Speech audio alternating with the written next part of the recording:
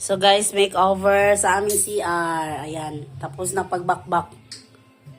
Ayan oh, sobrang dumi na kasi nung tiles. Nagreklamo na yung mga kiddos, ang dumi na daw ng CR namin. Tanggalin pa yan, di pa yan tapos. Nag-snack pa yung nagawa. Ayan, ready na yung mga ito yung mga gagamitin guys. 1 week later.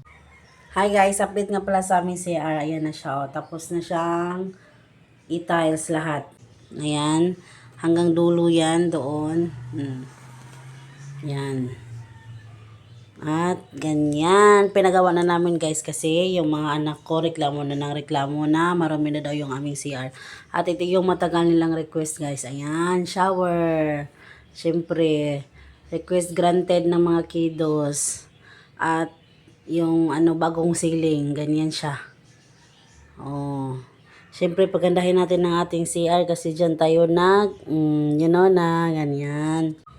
At hindi ko pa yan tapos linisin, may mga ano-ano pa sa mga grout at saka yung mga yan guys, yung parang may wire diyan, lalagyan pa yan ni Habi ng mirror daw at magpapagawa pa kami ng lalagyan ng mga shampoo, sabon, ganon para hindi makita diyan. Talagang nakatago lang siya, di ba? Masasabi kong wow. Matagal na request ng mga bata to kasi nga madumi naman na talaga. Hindi ko pa nga nalinis talaga yun may mga ano-ano pa sa grout. 2 weeks later. So guys, dumating na yung aming order ng mirror at ito ay unboxing na natin. Let's go!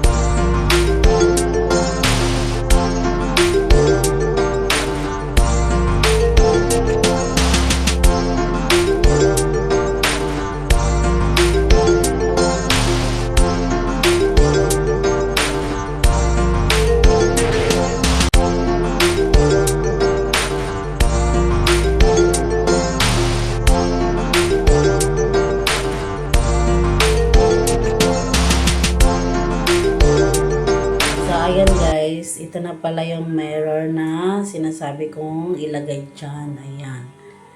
Nailagyan na yan kahapon at syempre excited yung mga bata.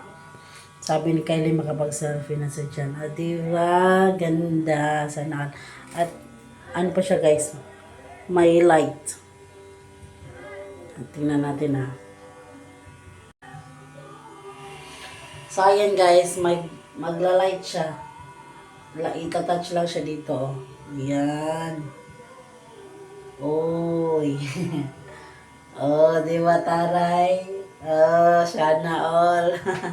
So, yan na siya guys. At may kulang pa dito. Ayan. May magano pa kami ng mga lalagyan ng sabon. Hindi pa nakapagpagawa. At ayan na yung aming CR guys. Natapos din sa wakas. Request ng mga bata na kasi madumi na nga yung aming CR dati. So, yan. Sabi ng anak ko, makapag-selfie na ako sana all.